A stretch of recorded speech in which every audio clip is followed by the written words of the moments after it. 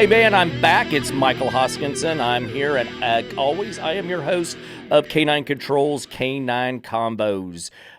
Last week was a great week. We discussed pack.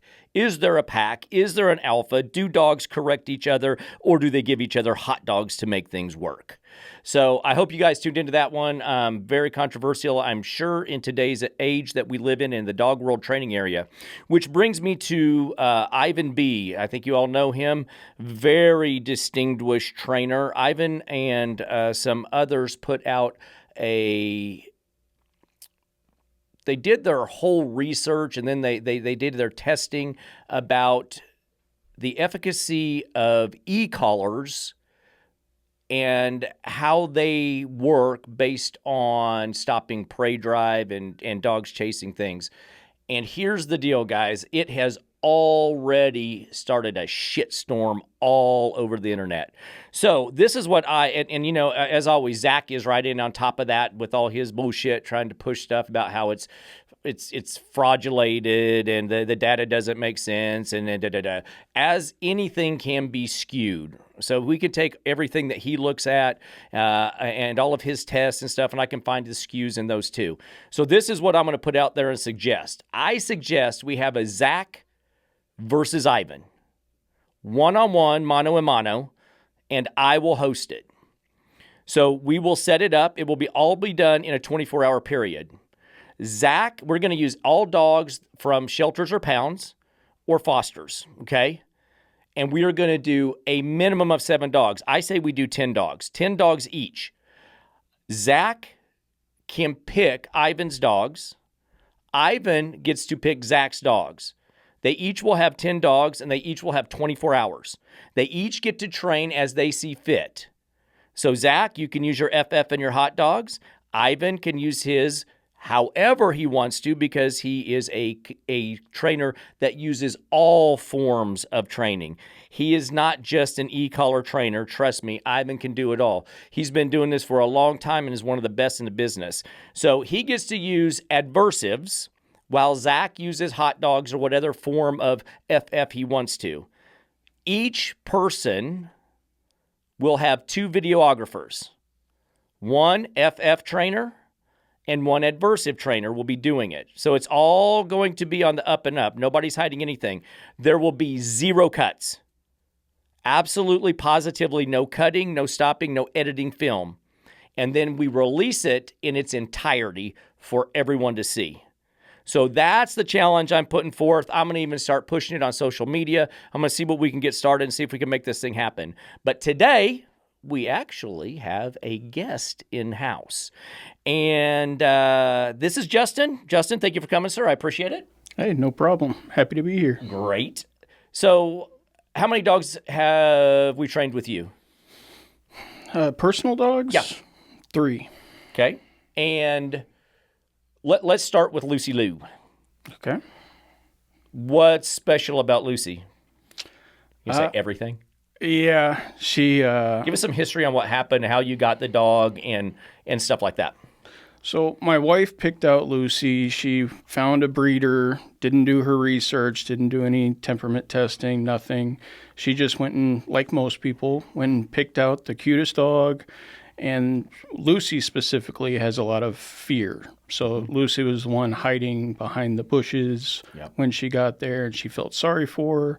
So that's the one she chose. Of course. Mm-hmm. Poor baby needed some lovin's. Yep. Lots of lovin's, right? Uh-huh. So on a scale from 1 to 10, 10 being very high confidence, 5 being average confidence, and then 1 being low confidence, where would you grade Lucy's confidence level at? Probably a 3. Yeah, I'd say that's fair. That's fair. How old is she? She's 7 now. Okay, wow. I know. I've known you guys that long. Time flies. I guess your kids were itty bitty. You had baby gates up and stuff back then. Yep. Huh. All right. Does she motivate for treats? No. Why? She's just not food motivated. You think it has anything to do with how scared she is that, not really ready to eat some food because my tummy might not feel so good because I'm so anxious? Exactly. She's not, the fear level rises above her interest in food. And guys, you're going to hear that a lot because that's the most common thing that I get into is how that happens. The more fearful the dog, the less likely I am to get the dog to have a snack or a treat. I don't care if it's filet mignon. It's hard on the dog. What have you, because right now, Lucy is 100% off-leash controllable. Yes. She goes where with you? Anywhere and everywhere, from 3-mile walks in the park to downtown Dallas, City Hall for meetings. She can go anywhere. I go get a haircut. She can go sit in the corner. Nice. We get a haircut now. So she gets to do life. Yeah. She also will run about 100 yards, get a ball, tennis ball. Mm-hmm. You've got real good at the chuck it game, haven't you? We are very good. She's awesome at it. Comes back every time. It's crazy. So living her best life. Yep. What's your other dog? Magnus. His breeder called him a Western Shepherd. His bloodlines are in protection dog training, and he's 6 years old. And where is his confidence level? Sky high, 10 plus. Yeah, he's super intense. Super intense. He motivate off treats. Yes. Yeah. What else does he motivate off of? Prey drive. He wants to work. So ball, chuck it, tug toys, any of that. He loves to work. Yep, 100%. And I've seen him work, and he knows what's in that backpack. Oh yeah. He knows those tennis balls are in that backpack. Yep. So where does, with even that super high drive dog now, I'm assuming it's a dog that you have to kind of watch and make sure you're managing because of how high his prey drive is. So when you take him out in public and stuff, you kind of have to watch him more or Lucy more. Probably him more, but honestly now not much for either of them. Okay, so this is what's crazy. This is a point I was trying to make. I can have a high confident dog and I can have a low confidence dog, and if the training is done right, they're both able to actually thrive in the world. Yes. Based on your experience with your two dogs. 100% agree. Nice.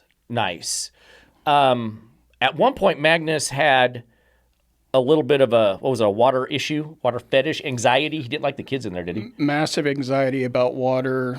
Thought anybody that was in it was going to drown, and he needed to attack the water. Gonna save him. Yep. And I can see it. We saw it. We worked through it. How is it today? It's great. We have people over at the house, and we can have pool parties, and as long as I'm there managing it, then he does great. He won't get in the water. He knows everybody's okay. How do you deal with Lucy? You just used an interesting word, and I've said this and I use it all the time. As long as you're there, you can manage his anxiety with water. Mm-hmm.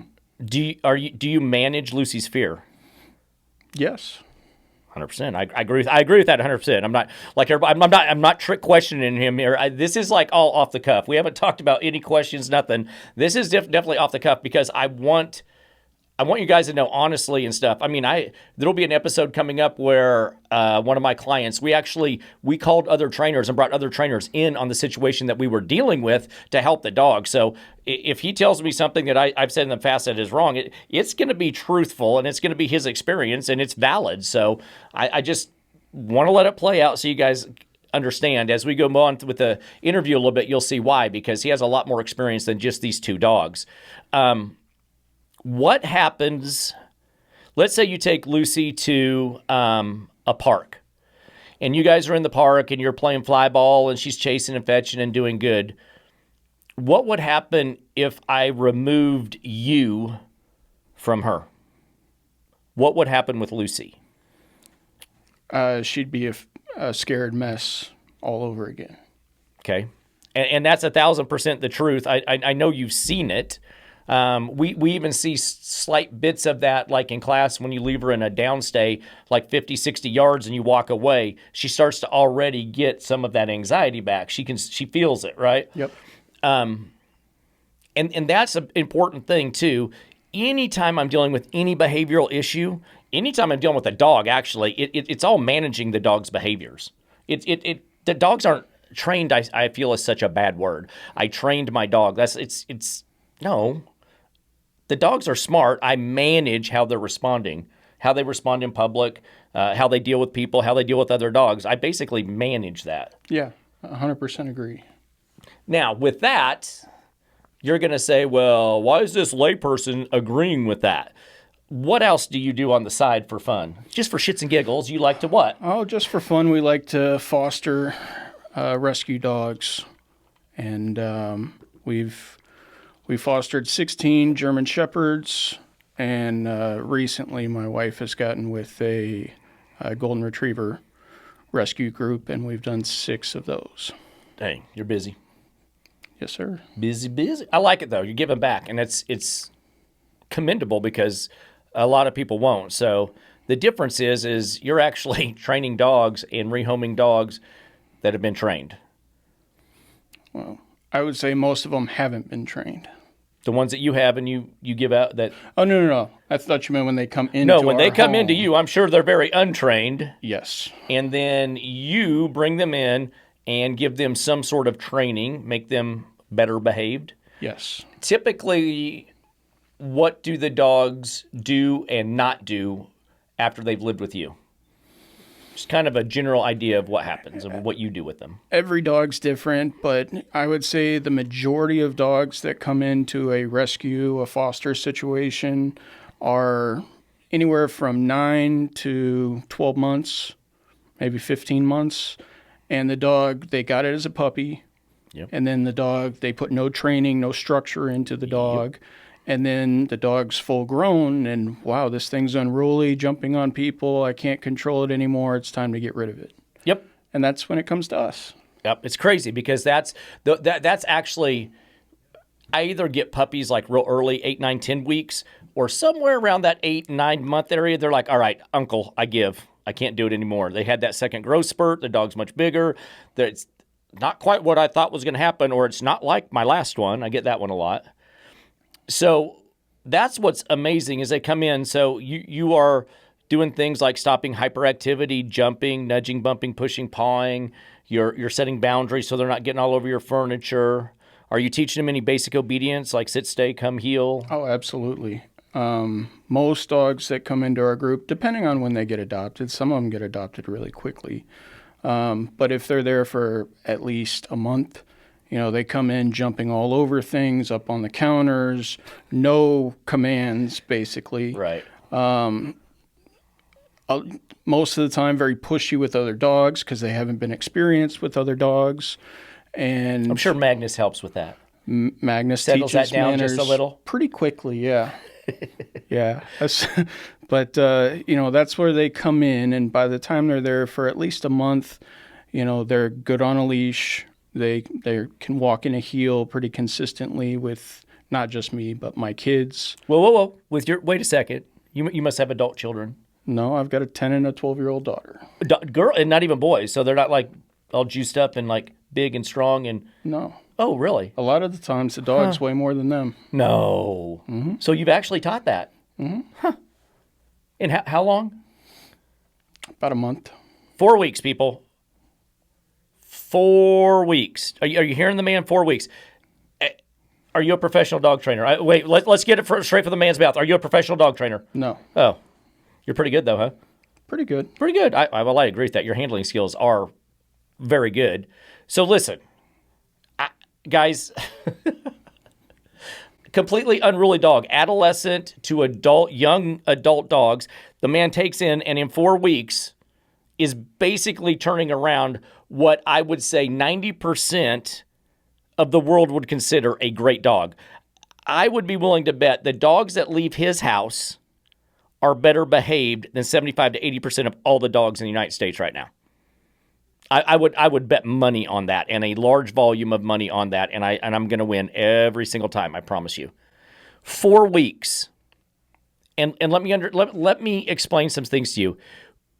When that happens, it's not by accident. It's by design, and having a plan and putting in place that plan and then executing it.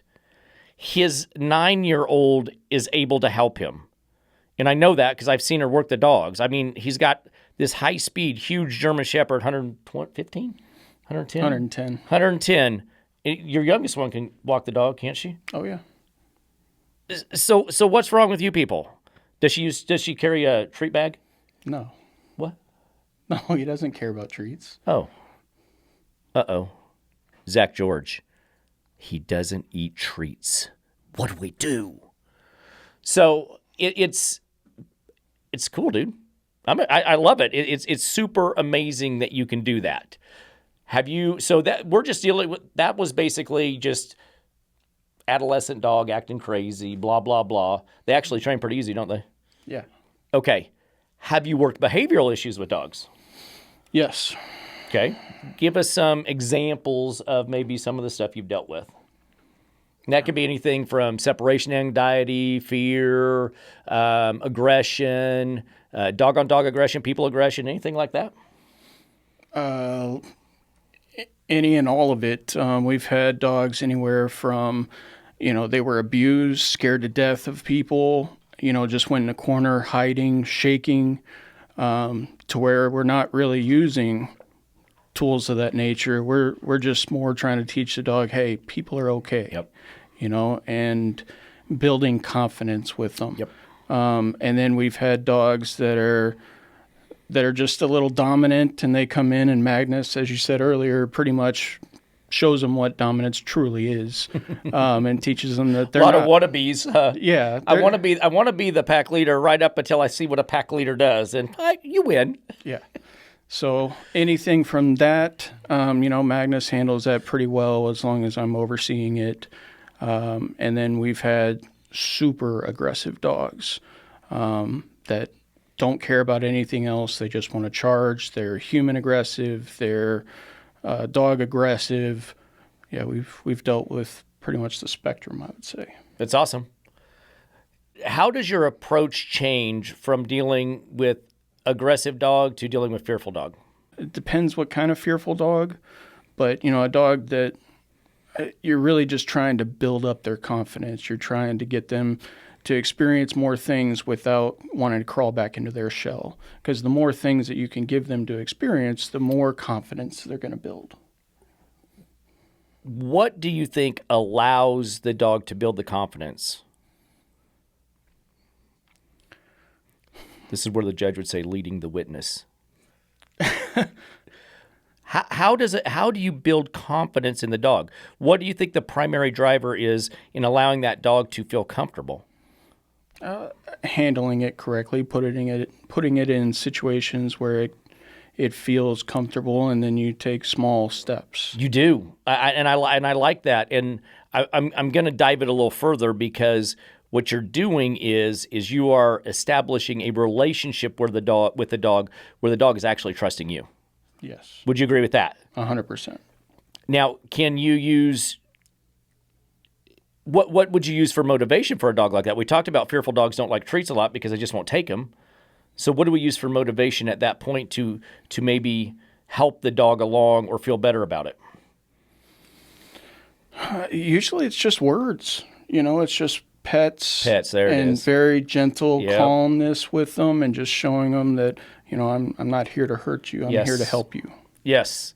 And at some point, do you ever see where the dog kind of looks at you and is like, oh, he's here, I feel better? You can see them relax because they're like, oh, it's him.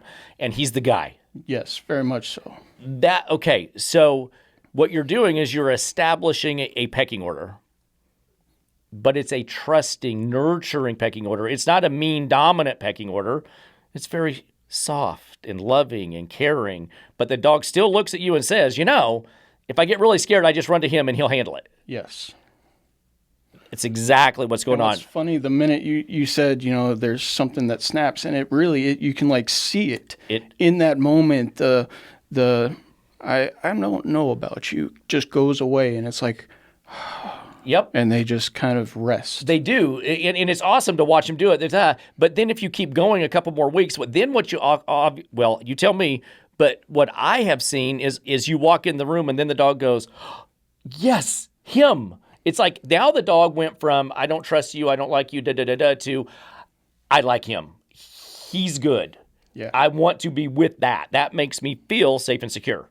Well, and there's 4 of us in the house too, so right. Those maybe it's me first, and then my wife, And then, okay, maybe the kids are okay too. Yes. And then it becomes, okay, well, this family's good. And then my daughters have friends come over. Yes. And it's okay, well, this person's pretty cool too. And then, next thing you know, they're good with a lot more people. So what's so funny is I put all these videos out and I get all the Karens jumping on them because they're seeing a snapshot of 60 seconds. And most of it is like right after we have established some leadership and the dog is just beginning that new relationship with us and we're starting to build that trust. But like you said, over the weeks in a course of time, the dog gets more and more relaxed. It starts looking more and more like a normal dog. And sometimes, have you ever had people like go, that dog used to be fearful? Oh, yeah. It's Lucy. Yeah, well, there you go, right? In the class, everybody was shocked when you talked told about that it? story. Yeah. Yeah. Everybody's like, no, that dog, the totally off-leash dog that goes everywhere is a chicken? Yep. But she finds that comfort in you. She finds safety in you. So when Dad says it's okay to do it, she's like, well, I can do it because I trust what he's telling me to do. All right. So now let's take a dog. Let's take an aggressive dog. How do you go about that? And what do we need to do to make that right? What do you do? What's your recipe? Me personally, I don't want any other interactions with any other people. When we get an aggressive dog in, I'm the only one that handles it. It's not allowed to be with other dogs yet. So I need to build a level of bond with it to where the dog understands, that there's structure here. There are rules here that you need to live by. And then once I get it to that point, then I'll introduce him to Lucy first. Then I'll introduce him to Layla, my wife, and then Magnus is probably last because that's going to be the hardest relationship, Right? For them to go, okay, I'm not going to be aggressive with him because I'm going to F around and find out. Yeah, right. we can cuss on this podcast. We have okay. the explicit warning on there for people. Okay, my So bad. feel free to let it fly. All right, gotcha. So, okay. So you're establishing rules. You're establishing boundaries that the dog has to work under. Yes, You are saying, hey, you're in my house and you have to run by these rules. absolutely. Okay. So again, you have established a pecking order. Yes, You have established a relationship that says, I am in control, you are not. yes, You follow my orders because I'm the big guy. yes, So basically, the recipe for both is establishing a pecking order where it says that you are in control, not the dog. yeah. And then following through with those rules. Yes, maintaining those rules. Because if we don't, if we slip right on back to our old ways, what does the dog always do? He goes back to his old ways. I'm sure you've seen it before with stuff. You're like, oh, this dog's good. We can loosen up a little bit. And then all of a sudden you're like, oh, crap, here we go. Yep. Tighten it back up. Okay, guys, so I want you to understand this. It is so important that you look at this. Last week we talked about the why. Why? I will always ask why. Why on earth is the dog doing this? Why are we having these behaviors? What is causing it? If you can figure that out, you can fix it. And at every turn, I am telling you, the lack of fucking treats is not why the dog has a behavioral issue. Lack of treats does not cause aggression. Lack of treats does not cause a dog to mark territory. Therefore, adding treats in is not the fix for what you're doing at all. It's going to mask it. It's going to put a Band-Aid on it. The best you can do, the reason for all behavioral issues is because a dog is in control and it's looking for leadership. It wants someone to lead. And if you provide that, you are on your way to fixing these issues. So now I want to talk about some fun stuff. We're going to talk FF. That's force-free. That means all we do is shove treats. Really good treats sometimes. Got to find the good ones. Versus adversive, which is what I do. So an adversive is going to be a slip lead, a choke chain, a pinch collar, an e-collar, anything physical, halty. I saw just last week that a kennel is now considered an adversive. Yep, I know. I know. So working with as many rescues as you have, I am sure you've run across other people that are training and da-da-da-da-da. Have you ever had any experience with the force-free trainers? I've had one experience, and it was not a good situation. So there was a reactive, maybe 4-month-old, and the rescue took him in, and he went to another foster, not my house. And he started getting aggressive. They didn't have the structure right. The dog was being aggressive even to the husband, and of course the other dogs. So the rescue decided that they were going to take it to an FF only trainer. This trainer was even to the point where they didn't believe in saying no to a dog. Oh, goodness gracious. No, you don't tell a dog no for trying to eat your spouse. So, the dog went and stayed there at this professional trainer, FF only, for 2 months.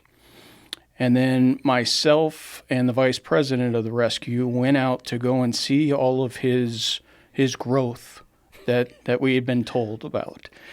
And as we're there, it's a wife and husband duo that does this force-free training. We get there, and the dog comes up to me, and he's okay. And the vice president of this rescue sits down, and the wife comes over and is trying to teach us these massaging techniques for dogs. That's against the law in 13 states. You can't do that to a dog. Can't massage a dog? Well, was it happy ending? No. Well, I'm just saying, I don't know. I've never heard of massage techniques for training. It was bizarre. So she walks up to the vice president and starts massaging him. No. To show that is against the law in 13 states. Yeah. Is he still married? It would have been against the law for me. I would have been, hey, don't touch me, lady. But yeah, we'll let Layla take care of that. I'll show you there's an alpha.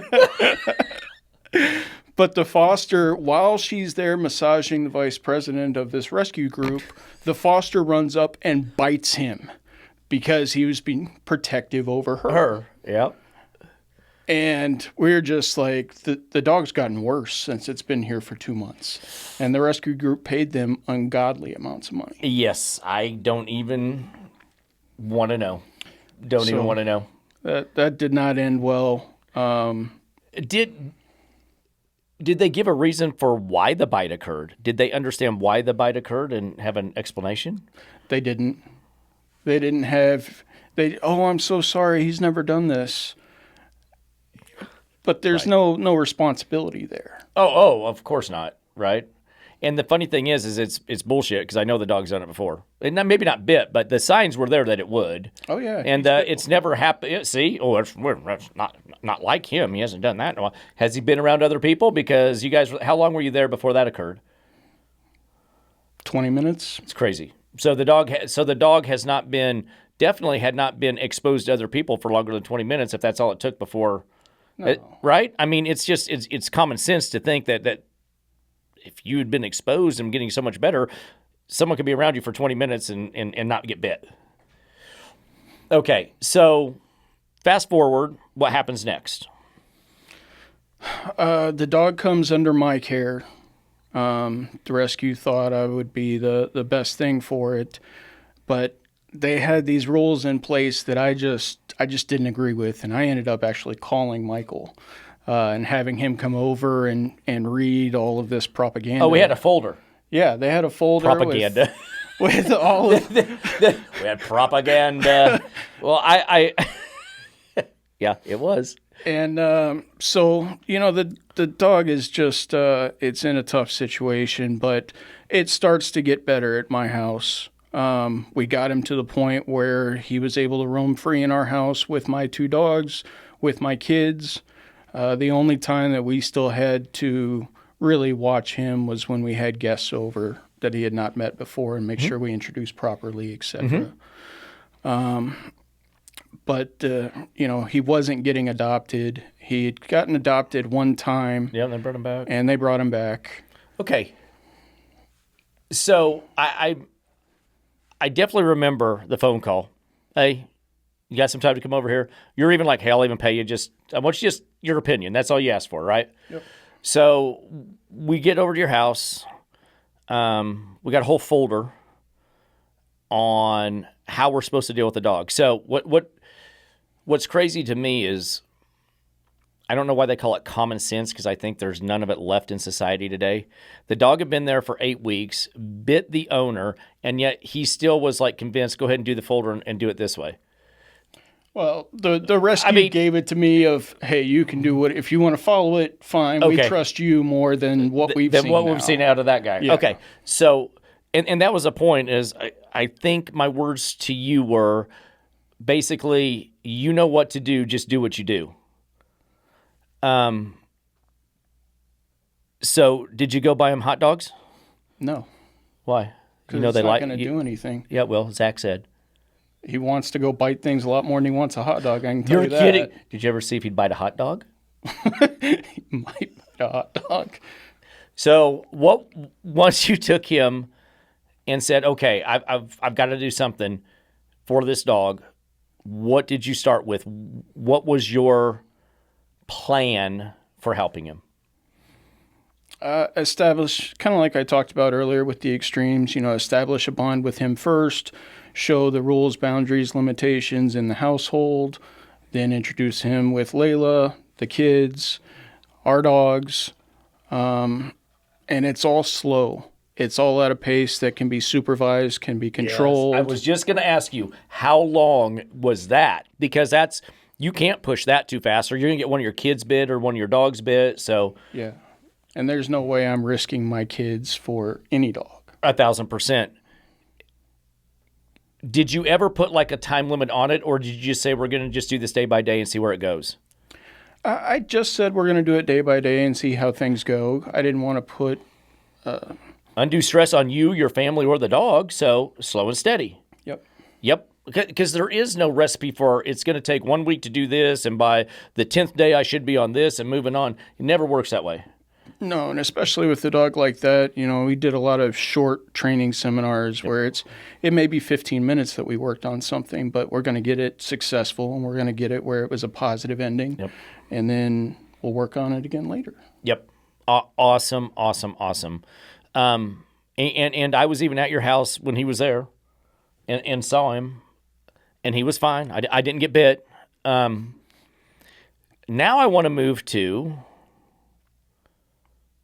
introducing him to your dogs. So I'm assuming you always start with Lucy, because she's your passive one. She's not going to start anything. Yes. Why do you introduce her first? Well, she's less dominant. Why are you worried about dominance? Because if a fearful dog sees a big dominant dog, they're going to get 10 times more scared than they do with a more submissive dog.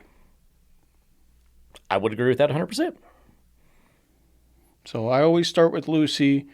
We let them get sniffs in while it's controlled. I use 2 people, myself and typically my wife or you or somebody. Mm-hmm. One person's controlling one dog, one person's controlling the other. Get the sniffs in. We may even go on a walk together where they can be around, get the scent, know that, hey, we're on a walk and nothing bad's happening. Yep. So what you're doing is it's like full immersion. The dog knows the other dog's there. It sees it, it smells it, it hears it. You're just not allowing it to focus on that dog. It's like we're all together. So it's immersed, but it's not hyper-focused. Yes. So it allows them to coexist without thinking about each other, basically. Yep. Now, the reason for that is those 2 dogs, one of them's got a lead.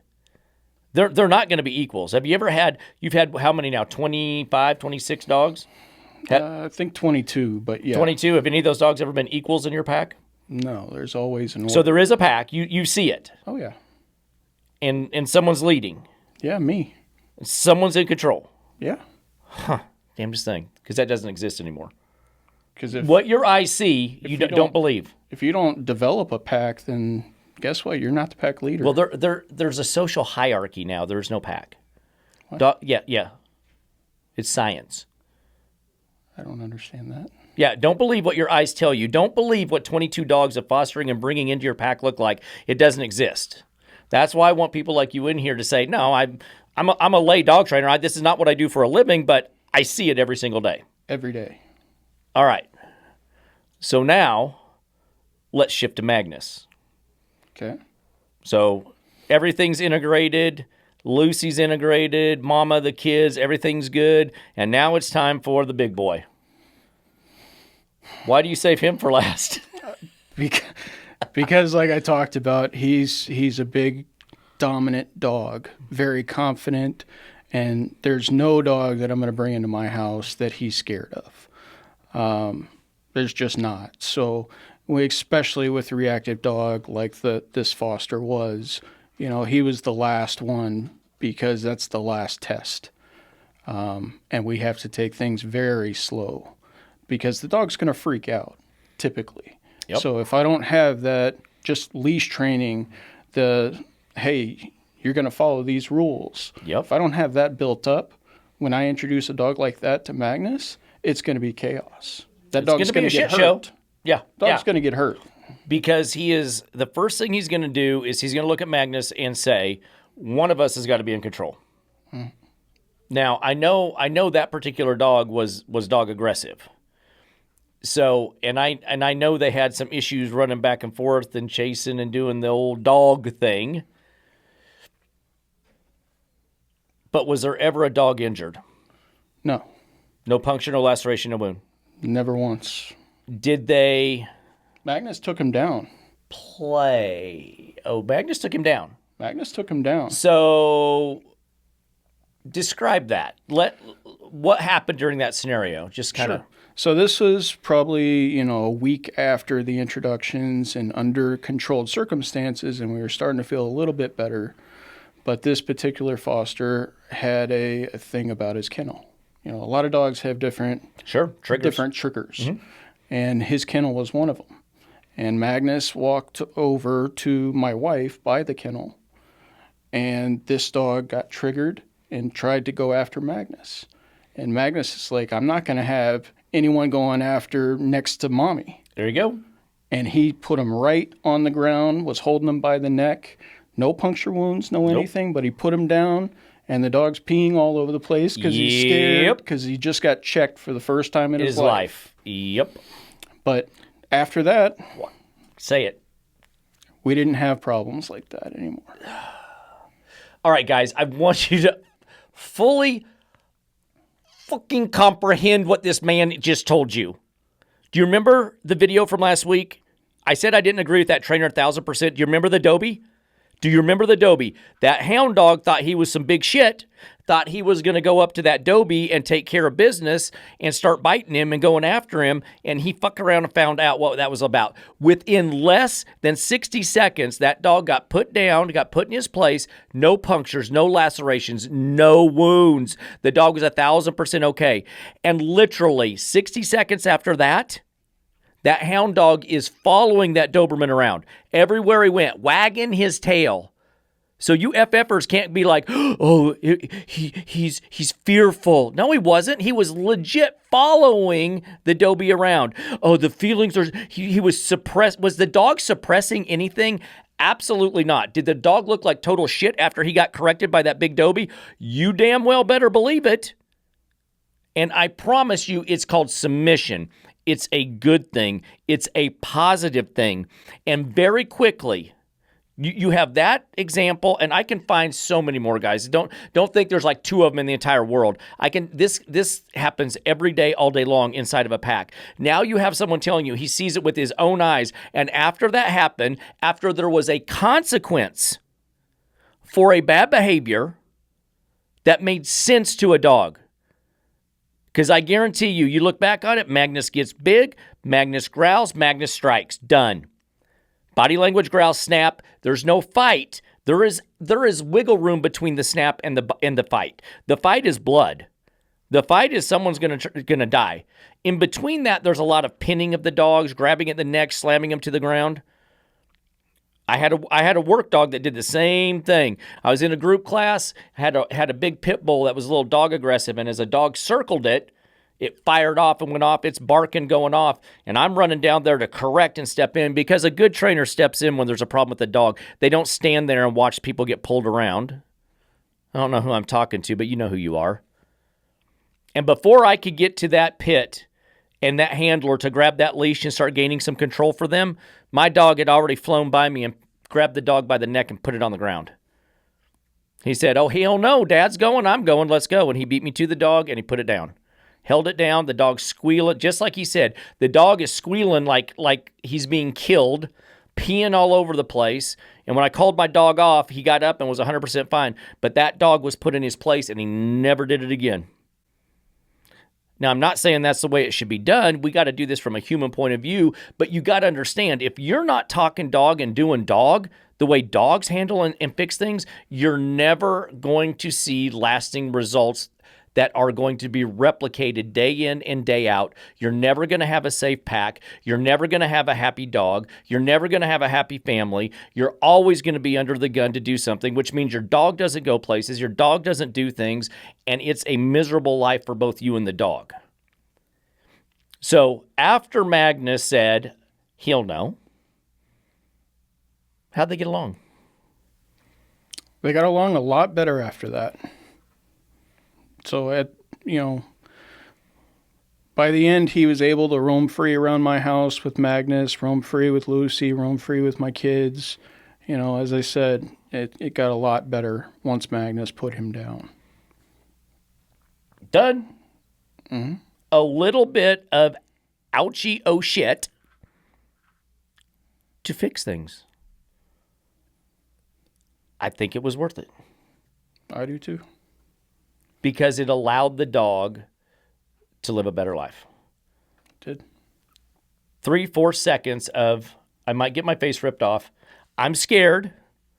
I know the dog was scared. I mean, it peed all over. It was scared. It didn't feel good. I can promise you. I've had a dog wrap. I've had one bite, but I've had many bites from attack dogs. But it fixed it. It did. And it allowed the dog. So let me ask you this. So pre-Magnus's interaction, did the dog look better, like stress-wise, anxiety-wise, pre or post? Oh, post. Oh, you didn't even hesitate on that. Absolute post. After Magnus put him down, it was, okay, well, I know my order and things, and I'm not messing with him anymore. And we're done. Yeah. Can you only imagine if we could do that with dogs on the day-to-day? Be fantastic. If we had that ability, like Magnus, to walk into a room or walk up to a dog that's having some issue, that's not acting right, and literally within seconds, it's done, and things are good. Be a lot less dogs getting euthanized on a daily basis. 13,146 dogs every year through the Dallas Pound. Woo! Is it really that many? Yeah. We took the daily intake off of a day, which was 36. So if you did 36, and that was like net. 36, which doesn't sound like a lot until you times it by 365 days. It's a lot So of we even dropped it down to what if it was only 26? We averaged 26 dogs as an average intake. That's still almost 10,000 dogs a year. That's Dallas. In one city. One city. And it's ridiculous, isn't it? It's frustrating. It is 100% frustrating. And the thing that frustrates me, and the reason I started this whole podcast, is because all these FF trainers hate adverse trainers. There's no place for us. There's no reason to do it. You're outdated. You are uneducated. You are lazy. You don't know what you're seeing or talking about. Treats only. And that's all they do. Force free is basically treats, yet on a long leash, which is force because you're on a leash. And I don't understand. Because here's a fun stat. Guess how much North America spends on dog treats in a year? 5 million? Up. 10? Up. 20. A little higher. 25. A little lower. 23. Billion. What? $23 billion in dog treats. It's like $22.4 billion a year on dog treats. Wow. Well, you know how much they are? It's freaking $8 a bag for a damn treat bag. Well, maybe you don't know. No, my wife goes and buys Right, everything. she gets all I that have good no stuff. idea Oh, what it's anything fabulous. costs. But and I'm not opposed to treats. Not at all. There are Never places where was. treats are a great tool to use Zero in issue. shaping and things like that. Yes. But to say that we're only going to use treats to fix dogs that you don't have no idea where a dog's been, what it's come through, what level of training it has. To say that you're going to fix it all with just treats never happen in my experience. It'll never work. You'll have twice as many dogs getting euthanized out there. Now, I am not going to argue with that statement. I will say I probably can at least manage a large majority of them I can manage. I don't think any way you use a treat's going to stop like marking territory.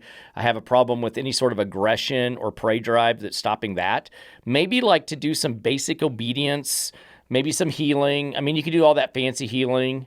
You know, got that fancy healing. Yeah, that cool stuff, that YouTube stuff. Maybe some basic stuff like, I mean, go to your place is a big one these days. People put their dog in a place. You can train that. Maybe not to walk out the door. Go ahead, you can drink, bud. Maybe not walk out the door in front of you. There's some places that I can honestly promise you 100% I could use treats to pretty much control. The problem is most people that do that are going to be stuck using that forever.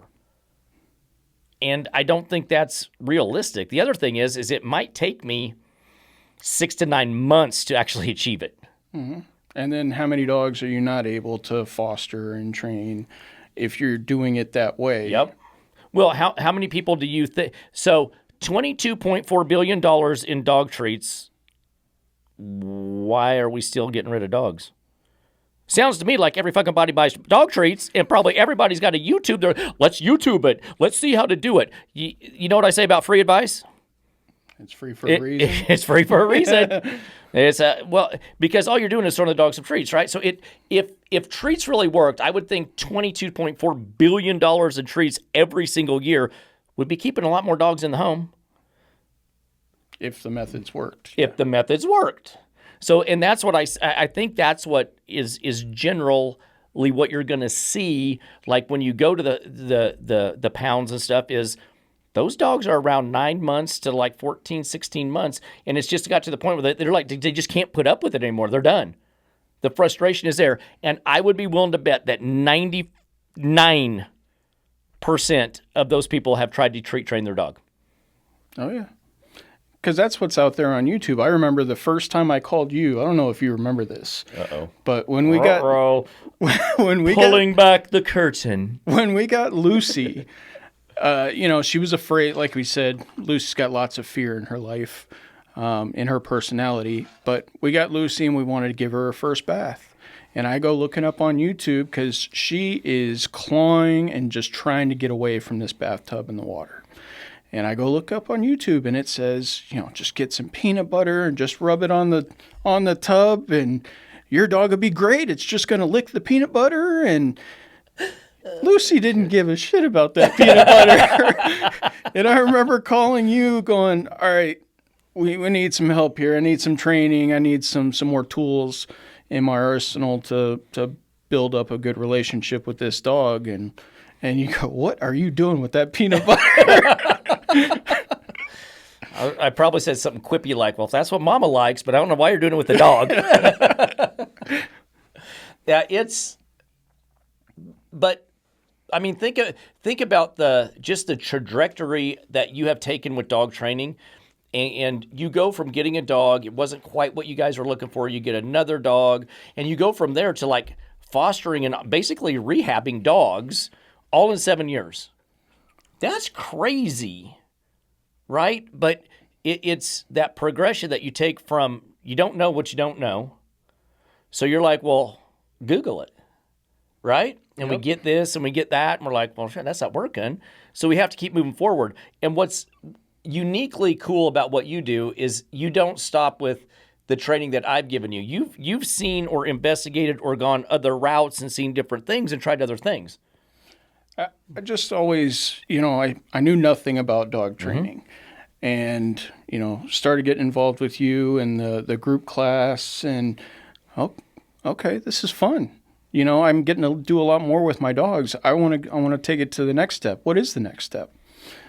And then when we got Magnus and I saw the level of protection dog training that's out there, I wanted to consume as much information as possible and try to utilize that, with my 2 dogs. Yes. And then, we met another person within our group that does fostering that got me involved in fostering, and it's been really rewarding, not just for me, but for my wife, for my kids. Yes. We still get text messages about foster updates from so cool 2-3 years ago. And it's just really rewarding to see that. It is. You're doing such a huge service. It's like you said, it's cool because it's a family thing too. So you guys are all doing this as a family, which is I love that, because it's almost like you're doing community service and you're not required to, right? Yeah. But you're getting as much out of it, seeing those dogs go to good homes and not be euthanized. I mean, you have done that. 22 dogs, if that's what it is, you have saved. Yep. That's cool. That's nobody else is doing it. There's some out there that do, but you are taking that upon yourself, and you don't have to. No, it's a side thing for me. I've always loved dogs, and now that I see what you can do with dogs, I've gotten even more interested. But I've got my own career that I didn't ever want to be a professional dog trainer because people suck. I agreed there. I'm happy dealing with the dogs. I don't want to deal with the people, So that's why I do human training on the dog's behalf. It's like, it's not the dog. It's never the dog. It's always the human. So the fostering just seemed like the right thing for us, because then we're just dealing with dogs. I love it. I mean, it's an amazing thing to see, and I'm appreciative of what you do, and I think it's awesome. Do you believe that dogs form a pack? Yeah, they do. Do you believe that the humans are part of that pack? I do. Is there a pecking order inside of a pack? Or is it a social hierarchy? You can answer. I don't care what you say. No, there's always a leader, and then I think there's always a second in charge. At least in my house, anyway. I'm always the leader, and then Magnus is always number 2. Because you've seen my wife and kids. My wife is the world's worst dog trainer. She's a great lover of puppies. She loves all dogs. All dogs. Loves them all. Wants them all to be happy. Yep. But as far 100%. as following through with training, she's the absolute worst. So it's typically me, then Magnus, and then Layla is down there somewhere. Right. And then the kids are starting to get to the point where they might be above Layla. Mama. Yeah. So I think there is a pecking order, but the top is usually the most important part of it. As it falls lower and lower, it's less and less impactful upon the pack and how things operate. I agree. Right? Yeah. So it doesn't, once you get past 1 and 2, there's really not much going on down there. There's no room for improvement because 1 and 2 are already taken. There's really nowhere to go. Yeah. But you see it and you believe it. I believe that 100%. How do dogs establish a pecking order?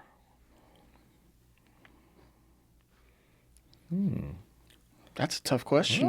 There's a lot of different ways, but I think dogs talk dog, like you said earlier. And there's no one way that you can establish the pecking order, but who's the most confident? Who has who's the biggest build, but who has the most dominance? Who's the most confident? I think that is really going to set the pecking order. That's a tough question, though. It's the why. How? It's always important to try to understand that, because if you understand it well, then you can assimilate yourself into it in a way that makes sense to a dog.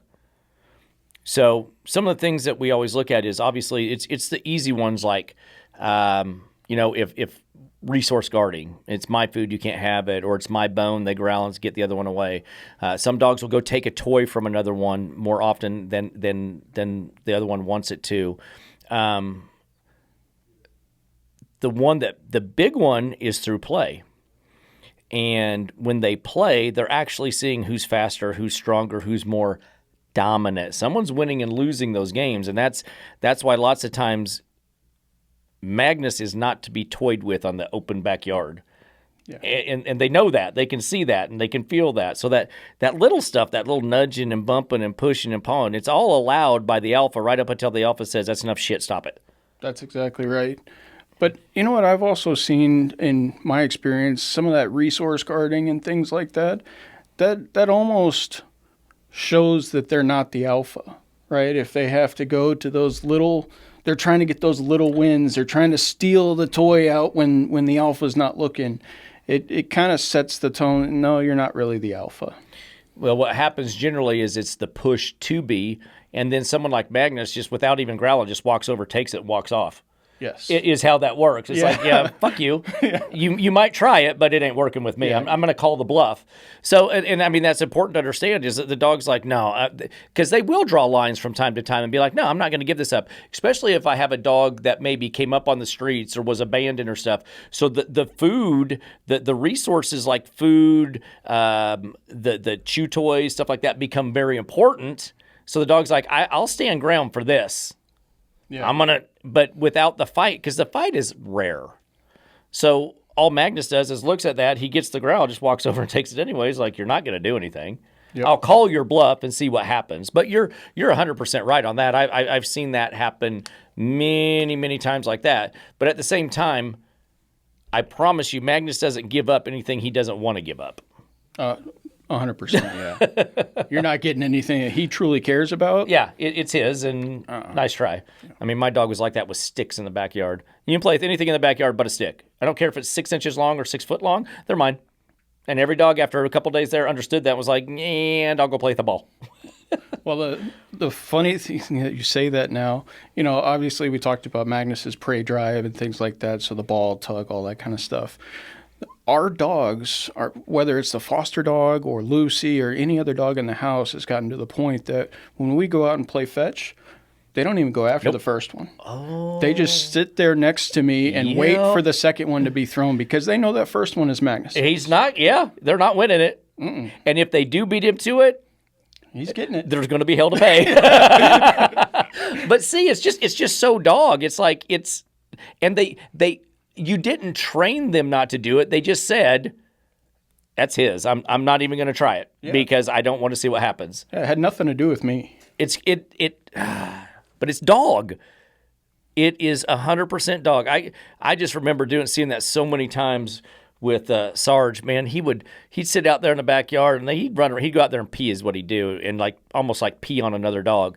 And then after that, he'd kind of mess around and he'd just go lay down. He'd go in the shade, lay down, and just watch the other dog. And that's all I do, just sit there and watch. And as soon as that dog tried to pick up a stick, he'd get up and just slowly he'd just walk over there, just all nonchalant. But the closer he got, the bigger he started getting. He'd start puffing up. The lip would come up. He'd start to low growl. And if the dog didn't drop it, it was boom, hit him in the neck. They'd squeal and yelp. And then he'd pick up the stick and walk off and go lay down where he was and just sit it there and look at him like, you want to try again? Yeah. But it was so funny. Every dog, by day 2 or 3, they'd walk out there and they'd look at a stick. They'd look over at him and then go find anything else in that backyard to play with. It's like, nope, I know what's going to happen. Yep.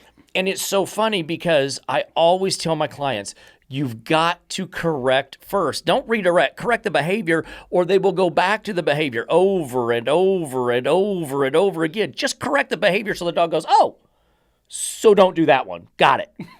And it was pretty easy. Magnus did it. Boom, done. Yep. Sarge did it. Boom, done. He never had to tell a dog twice. Never had to tell a dog twice, but it came through the correction. And that's what's crazy about what goes on out there today. It's like, oh, don't tell your dog no, right? Oh, can't say no. Don't raise your voice. What? That was in there. Yeah. Don't raise your voice to your dog. Holy shit, I've raised my voice to my kids and I won't to my dog? You got me confused. You should have the world confused. What is wrong with people? But it's that correction that actually changes another dog's behavior. The correction is what the dog looks at and says, you know what? I am going to suppress my desire or behavior to do something because of the consequence of correction and where that could go. And when that's levied by a dog, very, very, very quickly, another dog changes behavior. And understand this, that change of behavior comes through choice. The dog chooses to change behavior. It chooses to do something else. That's how dogs actually learn, people. I'm telling you right now, you just heard it from someone who is telling you the exact same story of what happened last week when we showed that Dobie and the hound dog. It's the exact same thing. The correction comes. The dog doesn't get that Dobie at no point went and pulled out a piece of chicken and said, "Here you go, Fluffy, have some chicken and don't try to bite me again." The correction is proper communication between dogs. With no correction, the change of behavior becomes extremely difficult to get. And until you guys wrap your minds around that and actually say, that's right, I see it every day, I see how dogs do things, if I can emulate that or bring that to the forefront or try to be better about correction first, you're going to see results. How on earth can I go into a house and stop hyperactivity, jumping, nudging, bumping, pushing, getting on furniture, and set a boundary at the front door in 5 minutes without ever touching the dog? It's because I correct. And the way I correct is weird. And maybe someday down the line, really far, we'll play a game and I'll show you how that's done. But until then, it's not going to happen because that's the secrets. Got to have secrets. Got to have your niche. But at any rate, you can use your collar, you can use the leash, you can set those corrections. It's going to make the dog understand that behavior is going to cause a consequence. I don't like the consequence, therefore I choose to change. You can reinforce that with anything: praise, tugs, balls, food. But I don't use the food as the motivation to change that behavior. It's never going to work. It's going to backfire. You guys have seen videos on how that works real life. Man, I hope you guys have enjoyed this. We're going to have a lot more stories of people, just real life stuff. They're going to just kind of give you their hearts and tell you how it looks in their lives and what have happened. But I do appreciate you guys tuning in. There's going to be a lot more to come. Man, maybe Ivan and Zach one-on-one, head-to-head. That would be amazing. Now I just got to have someone to come up with, like, maybe we give like a $25,000 to the winner. We'll see if we can get the big boys in here to do their thing. And then once and for all, we can have this, not a debate. We'll actually have video proof of which one is better, which one's more efficient, and who can go there and who can do things that the other one can't. And then maybe, just maybe, some people will shut their pie holes and just train dogs and have fun.